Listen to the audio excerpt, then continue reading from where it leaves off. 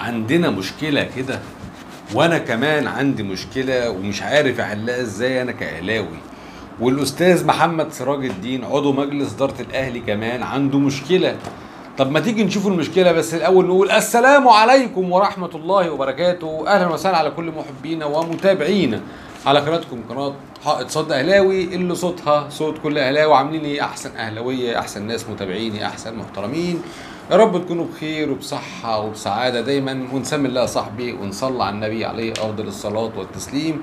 ولو أول مرة يظهر لك الفيديو أو تظهر لك القناة، أستاذنك تشترك في القناة وتفعل زر الجرس وتشير الحلقة في كل مكان وتشرفني بتعليقك على الفيديو. المشكلة إن مفيش مشكلة. إيه هي المشكلة؟ مش عارفين المشكلة، بس أنا هقول لك المشكلة. هقول لي ما تلخفنيش بقى وخش في الموضوع على طول. أول حاجة عايز أقول لك يا آلاوي، مبروك مبروك، لسه بنحتفل بال11 وال11 في الجزيرة، ومبروك لجماهير النادي الأهلي الكبيرة العظيمة ولاعيبة الأهلي الكبيرة المحترمة اللي شرفت النادي الأهلي ودايما مخلينا على منصة التتويج. ومبروك للكيان الكبير الأهلي العظيم. بمناسبة مشكلتي أنا دلوقتي يا جماعة، يعني الفيفا بيقول لي دلوقتي يعني لو سمحت ابعت لنا التيشيرت الجديد بتاعك عشان عايزين نحط اللوجو الجديد بتاعك. فيا ريت تحط لنا النجمه الجديده او تعرفنا على اللوجو الجديد بتاعك. طب ما دي مشكله، اصل انا دلوقتي معايا 11 بطوله، معايا 11 نجمه. طب احط اللوجو فين؟ طب احط اللوجو هنا؟ ده مفيش، شايفين؟ مفيش. طب احطه هنا؟ طب ده في اعلانات، طب يعني حتى التيشيرت مليان ما شاء الله، ربنا يزيده ويبارك، مليان اعلانات. الحمد لله، ربنا يزيده ويبارك يا رب. دايما الاهلي تيشيرته على طول مليان. طب نعمل ايه؟ ما هي دي مشكله بالنسبه لي كمشجع. الله، اعمل ايه انا؟ احلها ازاي دلوقتي؟ طب والكاف او الفيفا اللي بيخاطبونا عشان نحط اللوجو الجديد بتاع النادي الاهلي، او العلامه الجديده او النجمه ال11 نحطها فين؟ هنحاول نشوف لها مكان. احنا كجماهير ربنا يسهل وايه اهو، عشان يقول لك الاهلي ما عندوش مشاكل. طب دي مش مشكله ولا مش مشكله يا بتوع المدارس؟ يعني متعلمين يا بتوع المدارس، دي مشكله ولا مش مشكله؟ مشكله اهو، مشكله. والراجل كمان الاستاذ محمد سراج الدين عضو مجلس اداره النادي الاهلي بيقول لك انا كمان عندي مشكله، بس محتار، عايز مساعده اعرف ايه احسن صوره في الاربعه عشان اختار واحده منهم. يحطها ستوري بقى، يحطها حاجه عنده على الواتس، يحطها حاجه على الانستجرام، يحطها حاجه على تويتر. الراجل مش عارف يعمل ايه يا عيني. يقول لك اختار واحده، اختاروا لي يا جماعه واحده من الاربعه. هو قاعد بالكاس، هو واقف بالكاس، هو الكاس في حضنه ونايم بيه. يعني ايه مشاكل بتقابلنا، مش ملاحقين ومش عارفين نعمل ايه بقى. يعني نعمل ايه تاني؟ طب عشان يقول لك النادي الاهلي ما عندوش مشاكل؟ لا يا عم، عندنا مشكلتين. مشكله الراجل استاذ محمد سراج الدين، ومشكلتنا احنا كمشجعين مش عارفين نحط النجمه ال11 فين. لا، احنا لازم نشوف حل في الموضوع ده، لازم نشوف حل. يقول لك ما عندكوش مشاكل. لا، عندنا مشاكل، بس مشاكل تفرح، مش مشاكل خايبه زي بتاعتكم يا خايبين يا موتورين. يا عندهم الناس دي، عندهم هيفضل الحرقان عندهم، ويفضل عندهم الغليان، ويفضل عندهم القيد والحقد والغل، عشان هم بيفكروا في النادي الاهلي اكتر ما بيفكروا في مصلحة ناديهم. سبحان الله، انت نادي عندك مشاكل وعندك بلاوي وعندك كوارث وعندك مديونيات وفوقيك وتحتيك، ولا شاغل بالك بكل ده. والكارثة ان شاغل بالك بايه؟ بالناجح، باللي بيشتغل، باللي اصلا مش شايفك. يعني الاهلي مش شايفهم، مش في دماغه اصلا. الاهلي ماشي في طريقه وعارف طريقه ومحدد هدفه، ولا شاغل باله بيهم اصلا هم مش موجودين اساسا بالنسبه لنا. احنا مش شايفينهم، احنا مش شايفين فرقه حصاله، فرقه هفق، نادي هفق، ماسكينه ناس هفق، شويه هزازين رؤوس هفق بيطلعوا يتكلموا. لينا فيديوهات معاهم النهارده وهنجيبهم وهنظبطهم وهنعلمهم الادب، عشان لما يجي يتكلموا عن الاهلي يعرفوا يعني ايه الاهلي، يعرفوا يعني ايه لعيبه الاهلي. عادي برضه، مفيش مشكله. لازم نعلمهم الادب، لازم ندوس عليه. اصل احنا بقى لنا فتره غايبين، معلش. اصل احنا كنا بنحتفل فايه يعني برضه هنحتفل، مفيش مشكله، بس لازم ايه؟ ندوس عليهم شويه. لازم ندوس عليهم شويه. هو قدرنا كده ان احنا ندوس على شويه بوابين، ندوس على شويه زناطير، ندوس على شويه هزازين رؤوس كده. قدرك كاهلاوي، هتعمل ايه؟ هما مش عايزينك، لا احنا بنحتفل برضو، بس هندوس عليكم وهنعلمكم الادب وهنعلم عليكم بس. ومرسل كورر كمان بيقول لك منذ عده سنوات كنت كتبت جمله على قطعه من الورق واغلقتها في درج مكتبي، اريد الفوز بدوري ابطال افريقيا بالامس واقترب الحلم، ومع اقتراب الحلم اردت بشده الفوز، وهو ما رايتموه بالتاكيد من ردود افعالي على الخط. الان اصبح الحلم حقيقه، فلقد عملنا معا وهنحقق حلمي، وتحقق حلمي وحلمكم، نحن الفائزون بدوري الابطال. شكرا لكل من ساهم في حلمي وحلمنا. سلام. كلام جميل، كلام معقول، ما اقدرش اقول حاجه عنه يا جماعه. في الادارات الكبيره وصرح كبير ومنظومه عارفه تدير كيان كبير زي النادي الاهلي، محدش بينسب سبحان الله النجاح لنفسه. الكل ليه دور، الإدارة ليها دور، الجهاز الفني ليه دور، مجلس الإدارة ليه دور، رئيس مجلس الإدارة ليه دور، الجهاز الفني ليه دور، اللعيبة ليها دور، الدكاترة ليهم دور، العامل النفسي ليه دور. كل ده سبحان الله ليه دور، وكل ده بيتجمع. وكمان الحاجة اللي مش هنقدر ننساها، الجمهور ليه دور.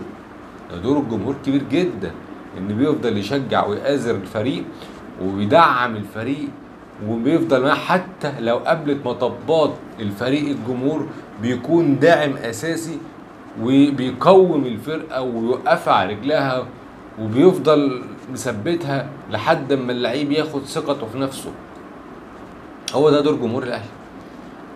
هو جمهور الاهلي دوره ليه دور في الفوز، وانا قلتها امبارح، ليه دور في الفوز في بطولات الاهلي.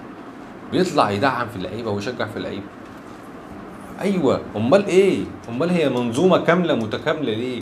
منظومه كامله بالاداره بالكل اللي انا قلته ده، عشان هم كلهم ناجحين، عشان هم كلهم متفقين، عشان هم كلهم قلبهم على قلب الكيان، عشان هم كلهم بيحافظوا على مبادئ النادي الاهلي، عشان هم كلهم هدفهم النادي الاهلي، عشان هم كلهم هدفهم يعملوا انجاز ليهم وللنادي الاهلي، وبيحققوا تاريخ وبيعملوا بطولات.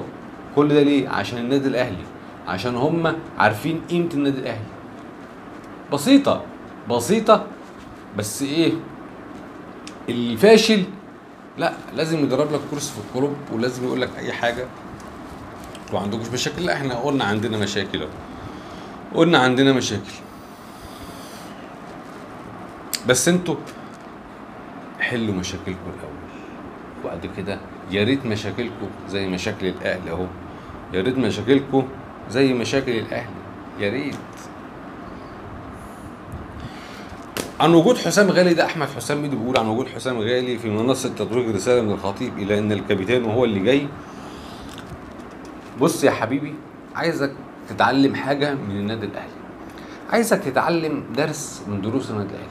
مش معنى ان الكابتن محمود الخطيب المحترم الخلوق خلى الكابتن المحترم حسام غالي عضو مجلس اداره النادي الاهلي ان هو يبقى رئيس بعثه او ينزل يسلم، مش هقول ينزل يسلم الكاس، ان هو اللي جاي. لا، اصل هم عندكم يا دي يمين، افهم عشان انت مش فاهم، افهم عشان انت مش فاهم. مش معنى ان هو نزله يبقى بيقول له لا انت الرئيس القادم، لا. في حاجه عندنا في النادي الاهلي، وانا قلتها ان كلنا مش بننسب الفوز لواحد. يعني الكابتن الخطيب ما جريش زي واحد صاحبنا خد الكاس وجري في الصاله وخد الكاس من اللعيبه وجري، مش زيكم يعني، راجل محترم ماشي، مش زي اللي عندكم اهطل يعني كده. افهم لما تشوف حاجه زي كده ما تتكلمش يا ميدو، تشوف وتتعلم، لكن مش تطلع تهبد اي هبدتين وخلاص. يا حبيبي اتعلم يا ابني، تعلموا من النادي الاهلي، يا ريت تعرفوا تعملوا ربع اللي الاهلي بيعمله، يا ريت تعرفوا تعملوا نجاحات حاجه واحده حتى من نجاحات النادي الاهلي، يا ريت تعرفوا. وكمان صن داونز بيهني النادي الاهلي بالبطوله ال11 وبيقول مبروك لنادي القرن او نادي الاهلي ببطوله افريقيا. الحمد لله. ادي صن داونز هو بيهنينا. يا صن داونز انت بتكسب جبهاتهم كده، زعلوك، زعلتهم كده، زعلتهم. والهبدور اللي دايما بيدور بيقول لك في خلال 6 شهور سيتم نقل تدريبات الفريق الى فرع 6 اكتوبر. يا 6 شهور مش شايفهم ان هم كتير قوي؟ لا قليلين قوي دول ولا كتير؟ اصلا مش عارف لكم الصراحه. طب ده خدت يعني صفيحه اللي قال لك كده مثلا، ولا الاراجوز اللي قال لك كده، ولا مين؟ عايزين نعرف يا خالد. اصلا انا سامع الكلام ده بقالي كتير، يا خالد، ومفيش حاجه بتتنفذ. طب ال 300 مليون جنيه اخبارهم ايه يا خالد؟ اشتغلوا يعني وعملوا فلوس والكلام ده؟ يبقى اسال سيدك ولي نعمتك يا خالد، ال 300 مليون دلوقتي عملوا ايه؟ يشتغلوا كده وتروق عليكوا وروقتوا الدنيا وحلوه شغاله يعني، جايبه همها 300 مليون يعني يشتغلوا. 300 مليون ايه؟ هم فين اصلا ال 300 مليون؟ بيقول لك فلوس الزمالك محجوز عليها والدنيا خريطه. يا عم كبر يابا، انت بتصدق كل الكلام؟ 300 مليون ايه يا عم؟ مفيش 300 مليون. ده 300 مليون فلوسك شغلتها وخسرت معايا، عوكل. فلوسك شغلتها وخسرت معايا. 300 جنيه، 300 مليون ايه يا عم؟ انت بتهرجوا يا جدعان. انسى بقى فكروا في اللي جاي. مالناش دعوه ب 300 مليون، احنا هنلم تبرعات تاني، هنجمع فلوس تاني، عشان احنا تعبانين يا جدعان، تعبانين، شايفين الظروف صعبه والدنيا مش مظبوطه. والكابتن شبانه بيقول ايه؟ شوقي السعيد انه لما شفت تصريح شوقي السعيد وهو بيقول هيشجع الوداد اتفائلت ان الاهلي هيكسب، وحطيت في بطني بطيخه صيفي. والله ده شوقي السعيد واسمه دوت واسامه حسن وكل شله العصبجيه بتاعتهم دول وهزازين الرؤوس وكل دول وخالد الغندور وكلامه اللي كانوا بيقولوه، اللي لما كان بيقول لك ايه اهو مالكش حجه هتروح هتلعب ماتشين على ارضك، ماتش هنا وماتش في المغرب. طب ايه رايك يا خالد؟ لعبنا ماتش هنا وماتش في المغرب وخدنا البطوله. شكلكم وحش يعني. ما بتبصوش لقدام. مشكلتكم ان انتوا ايه؟ بتطلعوا بالتصريحات على طول. طب اصبر يا ابني، شوف الواقع قدامك، اصبر. الماتش هنا خلص، اتكتم شويه واصبر لما تشوف الماتش التاني ايه اللي هيحصل. لكن ما بتستنوش. ليه؟ لان انتوا مهزئين ولازم تجيبوا التهزيء لنفسكم.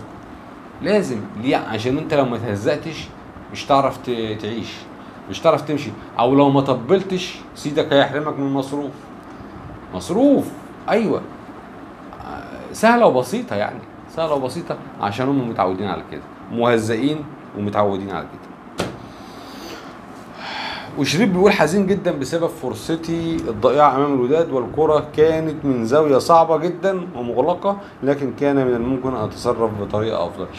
بص يا عم شريف، اللي جاي المفروض او مهاجم بيجيب جول وبيضيع والفرص تتوالى كتير، بس ايه؟ عايزك تبقى عندك اجاده اكبر. حاول تتمرن على نفسك شويه وتشتغل على نفسك احسن من كده، هتلاقي نفسك بتتطور. يا شريف. انت مهاجم الاهلي بقالك كام سنه، عايزك تبقى افضل من كده شويه، عايزك تشتغل على نفسك، عايزك تتحدى نفسك عن كده شويه. طيب نروح ليه بقى؟ انا عشان مش هطول على حضراتكم، عشان ايه؟ الفيديوين دول اصلا ليهم ردود، فلازم نسمعهم مع بعض يا اهلاويه ونرد عليهم. ما ينفعش نعديهم كده، اول فيديو مع اسمه دوت مصطفى الفخراني واعضائي هزاز الرؤوس، هنشوفهم قالوا ايه عن الاهلي ونرجع لحضراتكم تاني. ما تنساش يا اهلاوي تدينا لايكك المتين عشان الفيديو يوصل لكل الاهلاويه اخواتنا، عشان نبقى قناه كبيره على كوكب اليوتيوب. نروح لهزازين الرؤوس ونرجع ونرد عليهم تاني. يلا بينا. الزملكاوي اللي كنت بقول له دلوقتي بقى في نوعيه كده قاسم السماوي، نوعيه غريبه داخله. اول ما الاهلي يكسب بطوله كأن الزمالك هو اللي خسر، يروح قلبين قلبه غريبه الشكل في كل بتاع. جاتنا لينا في حظنا الهباب ومش عارف ايه. ليه قالب قاسم السماوي؟ وبعدين يقلبوا على مجلس الاداره كأن مجلس الاداره مثلا خسر بطوله. ما تخليك في نفسك زي بالظبط زي ما بيقولوا. يعني انت خليك ركز في انت دلوقتي فرع اكتوبر. الاقي تريقه عليا. يعني انت دلوقتي بدأنا العمل وطبعا الطبيعي ارض وصحراء ولسه هتبدا. ما خلاص. لازم تفرد الارض وبتساوي الارض عشان تبتدي تشتغل. بالظبط. تريقه فعلا. تريقه. ما اصل هي ايه؟ لا هو في توجه خلاص. في قصه، في هجوم مهما هتعمل. انا دلوقتي بنقول ايه؟ الفرع الثاني عشان نحاول نوجد موارد ماليه ننافس بيها منافس 4-5 اضعافنا، مفيش مشكله. طب دلوقتي انت عندك برضو كنت بتضايق جدا الاستاذ عمرو اديب يطلع يقول ايه؟ سيبوا لنا حاجه، بيغذي الروح دي برضو.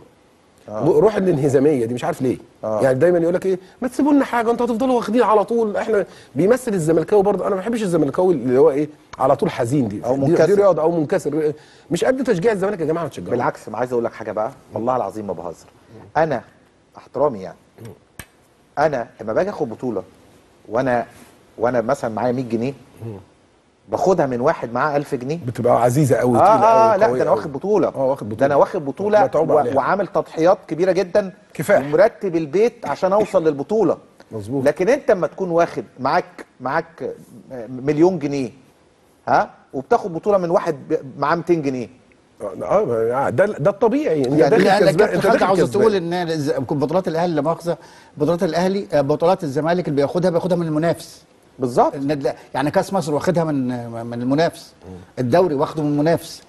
رغم ظروفك الصعبه والحجز على اموالك، ومستشار مرتضى منصور يعني بيحاول يوفر كل حاجه انا بدات بصعوبه رغم الحجز ورغم وقف القيد لكن بيوفر ده وبتاخد بطولات منه. اضحك حاجات كتير قوي تضحك والله. يعني في عز اللي احنا فيه ده وفرحانين وتمام وواخدين 11، بس برضو ايه؟ ربنا بيرزقنا باللي بنضحك عليهم وبيضحكونا. الضحك للركب على قناه الحظيره او على قناه المهلبيه او البليله او قناه الزلموك، اي حاجه انت عايز تقولها قولها. تضحك الضحك للركب. بيقول لك عمرو اديب مش قد تشجيع، يعني عامل روح انهزاميه. سيبوا لنا حاجه، بقول لهم سيبوا لنا حاجه. بيقول لك عمرو اديب كمان يعني بيعمل روح انهزاميه. بيقول لك انت مش قد تشجيع الزمالك ما تشجعوش، ده احنا واخدين الدوري من المنافس والكاس منه. الله، انتوا مش عارفين ان احنا واخدين الدوري من المنافس والكاس ولا ايه؟ انتوا مش عارفين ولا ايه؟ احنا واخدين الكاس والدوري. يا هو ده حلمك؟ هو ده حلمك؟ يلا حلمك ان انت واخد الدوري والكاس من الاهلي؟ طب لما الاهلي خد الدوري 8 سنين و9 سنين و7 سنين و6 سنين، كل الارقام بقى عد، و3 سنين، وبص كل الارقام على التوالي، احنا نعمل فيكم ايه؟ بيقول لك مش كل حاجه لما الاهلي يكسب بطوله كأن الزمالك هو اللي خسر. طب ما هو انت ما بتخسرش. ما انت بطوله افريقيا دي ايه؟ مش حصاله؟ خارج حصاله. انت ما شاء الله عليك يا ابني ضارب الارقام القياسيه في الحصالات. عارف انت الراجل في الفيلم بتاع احمد عز لما كان بيضحك عليهم ويستغلهم ويشتغلهم ياخد منهم المصانع بتاعتهم، اما قال له بزازات بزازات بزازات بزازات، او دول حصالات حصالات حصالات حصالات حصالات وبجحين حصالات. ويقول لك وبيتريقوا. صح، بيتريقوا. خد غندور بيتريقوا كل حاجه. يعني مجلس الاداره يعني ده، ومجلس الاداره يعني هو مجلس الاداره اللي خسر الفرقه يعني؟ لا، هو مجلس الاداره ملوش دور خالص. لا لا لا، مجلس الاداره ما جابش صفقات بايظه. مجلس الاداره ما طلعش غلط في اللعيبه. ما طلعش ضيع اللعيبه، مجلس الاداره ما عملش سمسره خالص خالص، ملوش دور. اميرو حبيب بابا ما عملش اي سمسره خالص خالص. ميرو ما بيعملش سمسره ولا مصلحه ولا اي حاجه. واحمد ولا حاطط حاجه في دماغه يابا، ولا حاطط حاجه في دماغه. ما بقول لك بقى صاحب العزبه واولاد صاحب العزبه، عزبه الحاج مرتضى منصور المعزول واولاده. يا سلام. انا لما باجي اخد بطوله وانا معايا 100 جنيه، واحد معاه 1000 جنيه، ده انا واخد بطوله وعامل تضحيات. يا عيني يا عيني يا عيني يا عيني، تضحيات. عارف زي ما بقول لك ايه، يعني واحد معاه علبه كشري واحد معاه علبه كشري، جيت انا خدت منه معلقه كشري، هتفرق معاه في حاجه؟ ولا يحس بينا ولا يحس بينا. ايوه اصل الفلوس مش بتاعتنا، لكن المطوه بتاعتنا غبي منه فيه قسما بالله. ضحك، تقعد تضحك عليهم، يقول لك احنا خدنا بطوله وعاملين تضحيات رغم الظروف الصعبه اللي بيمر بيها نادي الزمالك في الحجوزات وعلى ارصده النادي. كل ده واخدين بطوله من منافس، واخدين 2 كاس ودوري، 2 دوري وكاس. عادي، ايه المشكله؟ ما هم دول طموحهم قد كده قد كده، على قدهم على قدهم. فلازم يبصوا الامور كده. يطلعوا يبصوا بقى على السلبيات اللي عندهم؟ لا، ما فيش حد فيهم عنده ذرة كرامة ولا عنده رجولة ان يطلع يقول حد من الإدارة غلطان. ما هو ما يقدرش يقول كده. ليه ما يقدرش يقول كده؟ عشان صاحب العزبة بيظبطهم. عادي، هو معزول. بس انا قلت لك قبل كده، خلي بالك، انا قلت لك قبل كده اهلاوي ان معزول من تحت لتحت، لكن هو بيدور النادي كده. وساعات ما بيقدرش على نفسه يطلع يتكلم وبيفضح نفسه اكتر واكتر ما هو مفضوح يعني. بس عادي يعني، ماشي شغاله. ايه المشكله؟ ومحدش هنخرب ورانا، محدش هنخرب ورانا خلاص. ما دام محدش هنخرب ورانا خلاص. ادي بتوع الزلموكه طالعين اي حاجه يقول لك لما الاهلي يخسر احنا، لما الاهلي بيكسب نوعيه غريبه من المشجع الزملكاوي. اول لما الاهلي يكسب بطوله كأن الزمالك هو اللي خسر، وبعدين يقلبوا على مجلس الاداره كأن مجلس الاداره هو اللي خسر البطوله. يا ابني ما مجلس الاداره دوره ايه؟ مجلس الاداره دوره ايه؟ مش مجلس الاداره دوره ان هو يتابع اللعيبه، يتابع الاتحاد، يتابع اللي ماسك مدير الكوره، يتابع معاهم، يتابعهم، يشوف ايه. طب الصفقات دي هل بتفيد النادي؟ لا، ما بتفيدش النادي، مش مشكله. بس مش بتعملوا سمسره خلاص، ما هي دي فايده برضه. طب ما هي دي فايده، بس قدام الناس عادي يعني، ولعيبه. ونفتح اتحاد الكوره بالليل عادي عادي، ونفتح اتحاد الكوره بالليل ونروح نصورهم ونخش عليهم الحمام والدنيا حلوه زي الفل زي الفل زي الفل. طبعا طبعا. امال ايه؟ امال انت فاكر ايه؟ انت فاكر المره يعديها كده؟ لازم تضحك وتروق الدنيا وتعيش اللحظه. لازم قمه. انا اول مره اشوف ناس اغبياء، عشان انا قلت لكم ان هم على طول عندهم الحرقان. ال11 عامله حرقان في 100 عقبه، في 100 عقبه قسما بالله من جوه بيموتوا. بس هم اللي بيقولوا ده كلام مش عارفين يقولوا ايه. يهبل ده انت حصان، يهبل ده انت بقالك 20 سنه مش عارف تاخد افريقيا، يهبل ده انت حتى مش عارف تعدي من دور المجموعات. يهبل الفرق اللي انت كنت بتشجعها قدام الاهلي دي كلها كسبتك. الوداد كسبك 5-1، الترجي خدك راح جاي، صن داونز خد منك البطوله هنا. كل ده وبعد على الابيض مصطفى الفخراني بتاعهم. ادي مصطفى الفخراني قاعدين مش عارفين يقولوا ايه، فبيتكلموا عن الاهلي، بيتكلموا عن الاهلي اي كلام اي حاجه. يابا انا جاي فيك معاك فيها، بدل بنتكلم على الاهلي ونطلع نقول الكلمتين ونروق الدنيا ونضحك الناس. هو انتوا وراكوا حاجه؟ اضحكوا، اضحك. بس عايزك وانت بتضحك تفتكر ان انت ضيعت الزمالك. عايزك وانت بتطلع تتكلم كده عن الاهلي يا بجح تفتكر ان انت طلعت على الصاله. طب عايزك وانت بتتكلم عن الاهلي يا بجح تفتكر ان الاهلي معلم عليك، كسبك كتير. ها شفت انت بقى لما بتيجي تكسب الاهلي كانها بطوله. ليه؟ عشان انت بتلاعب نادي العظماء، نادي القرن الحقيقي، نادي ملك افريقيا، وتوج بالبطوله 11 مره، وانت من 2002 بتقول نحن قادمون وسنظل اوفياء. يا فرحتي بيك. عايزك بقى تقول سنظل اوفياء دي لحد اما ايه؟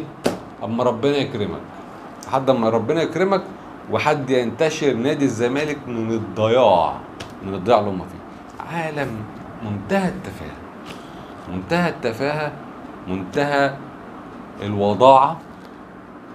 عالم ما بتبصش لناديها، بتبص على اللي في ايد غيرها. وحتى يا ريت بيعرفوا يقلدوا الناجح، لا هم فاشلين. دول فاشلين، عمرهم ما يعرفوا يقلدوا الناجح. ليه؟ عشان هم فشلوا وبيمتازوا بالفشل، ممتازين جدا في الفشل. طيب اخدك من الدمراني ده ولا الفخراني ونطلع على الهبدور ونشوفه قال ايه على لعيبه الاهلي، عشان لازم نرد عليه، لازم نرد عليه. نروح للهبدور ونرجع لحضراتكم تاني. ما تنساش اهلاوي لايكك المتين مهم جدا. الكارثه الاكبر بقى والله لولا يعني ان انا ما ينفعش انزلها، لعيبه الاهلي بعد الفوز بالبطوله رايحه معسكر منتخب مصر في المغرب. محمد عبد المنعم، مروان عطيه اللي لسه بيبتدي مشواره، وحسين الشحات، الثلاثه ومعاهم جمهور، وبيتصوروا وبيقولوا نفس اللي قاله كهربا في الملعب، نفس اللفظ بنفس الكلام ونفس الغنى. وفي الاخر تريقه من محمد عبد المنعم اللي هينضم لمنتخب مصر وهيلعب استعدادا لمباراه بكره امام غينيا. وطبعا الفيديو ده لن يعلق عليه احد، بس فيديو في اوضه مقفوله لامام عاشور نزل على اليوتيوب بياخد 10 ماتشات. كهربا ما تعاقبش، بل طلع محللي قناه النادي الاهلي احمد بلال وايمن شوقي يقولوا نفس اللي قاله كهربا. وبعديها لعيبه الاهلي بعد ما فازوا بالبطوله شايفين ان هم فوق العقوبه. اذا كان كهربا نفسه ما تعاقبش والاهلي عرف يحميه، يبقى وانا رايح المنتخب وجايب جون، هو حد يقدر يجي جنبي؟ ده انا اقول واعمل اللي انا عايزه والا ادبي زي ما انا عايز.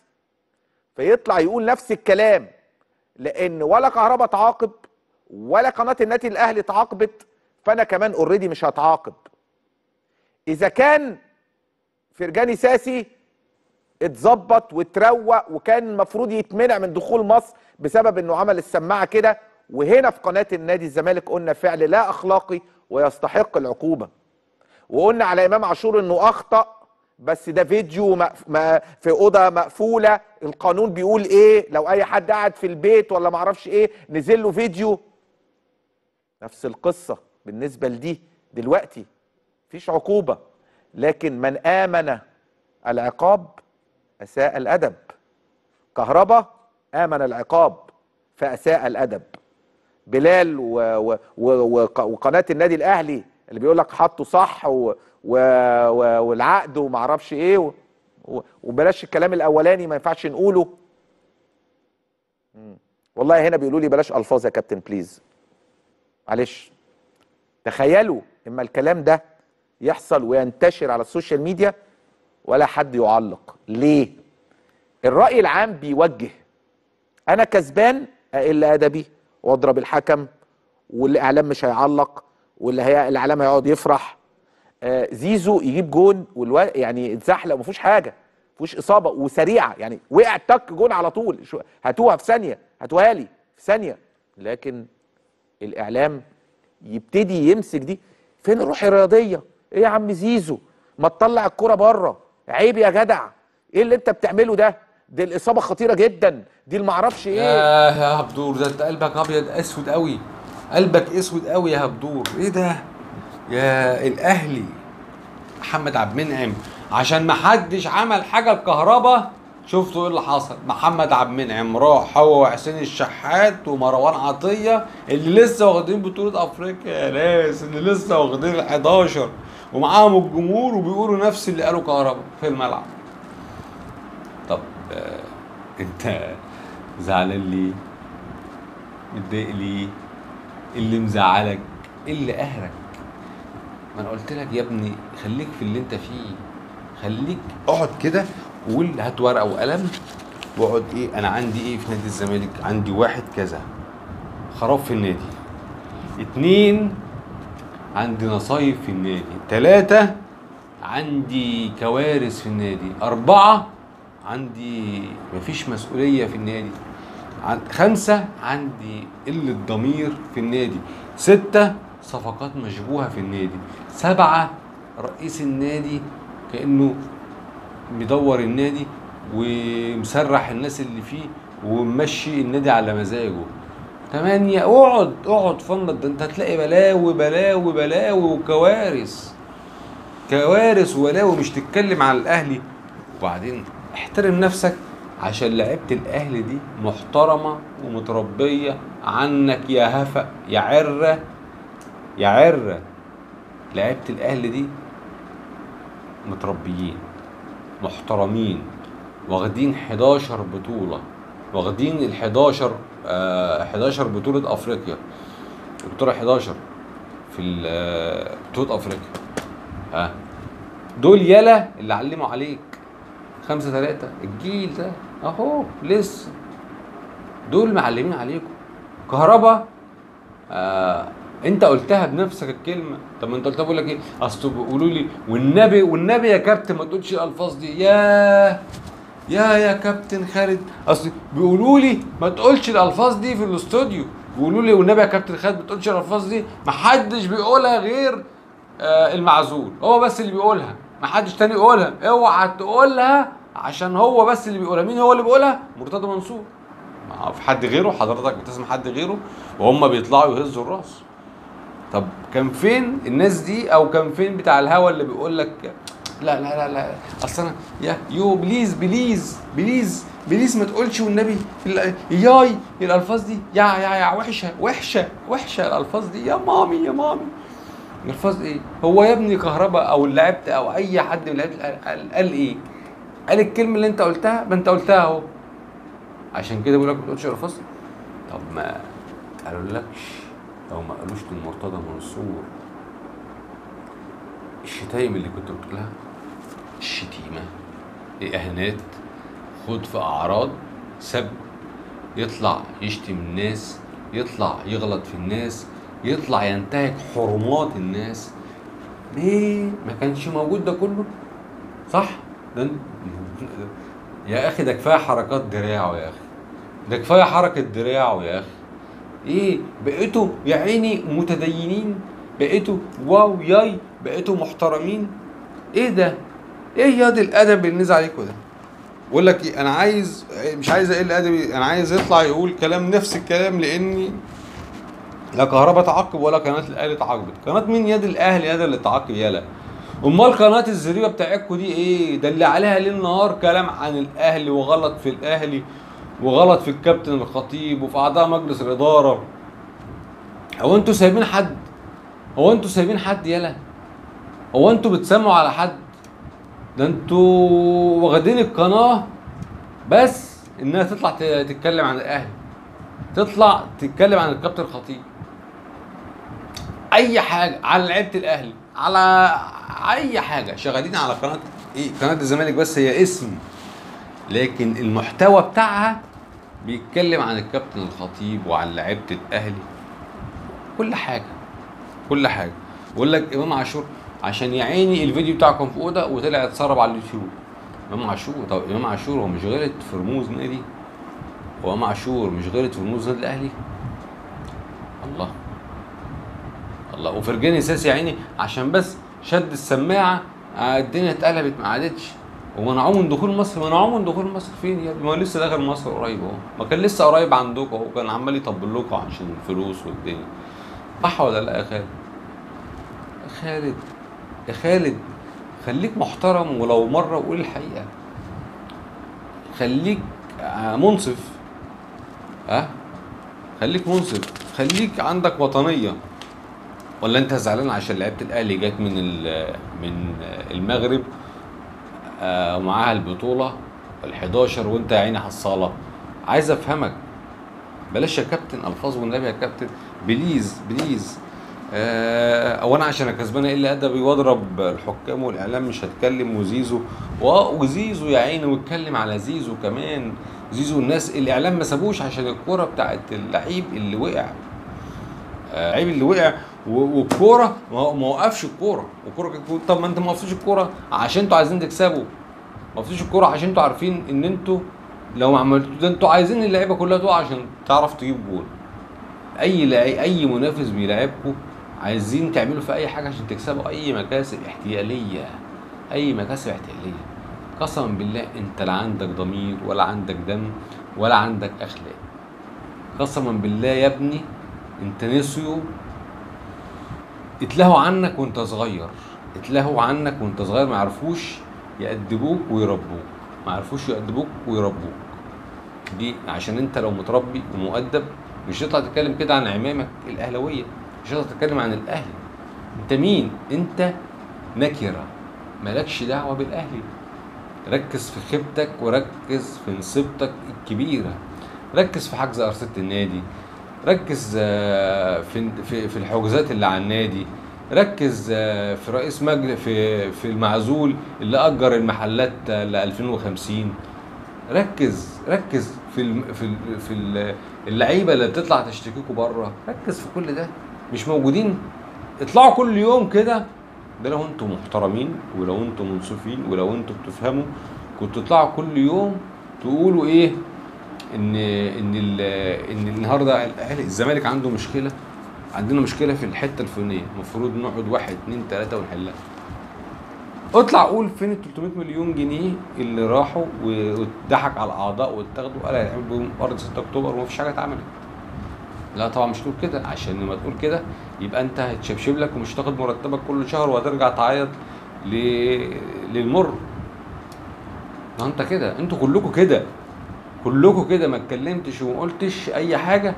لا لازم ما ابروز المر واخش اخبط في النادي الاهلي. عشان قلت لكم انتوا بتكرهوا الاهلي اكتر ما بتحبوا الزمالك. باينه اهي، باينه، مش محتاجه تاني. حرقك هو مروان عطيه ولا حرق حسين الشحات؟ طب عبد المنعم حرقك عشان جابوا الجون اللي خد البطوله؟ حرقك قوي يا عيني. يقول لك انا ايه المشجع اللي عمل كده ده لا ما يمثلش الزمالك وانا رافض ضد ده. طب ما احنا رافضين اللي انتوا بتعملوه ورافضين اللي انتوا بتهببوه وبتطلعوا تقولوا كل يوم. ايه ده؟ فين بقى المجلس الاعلى للاعلام؟ فين الاستاذ كرم جبر؟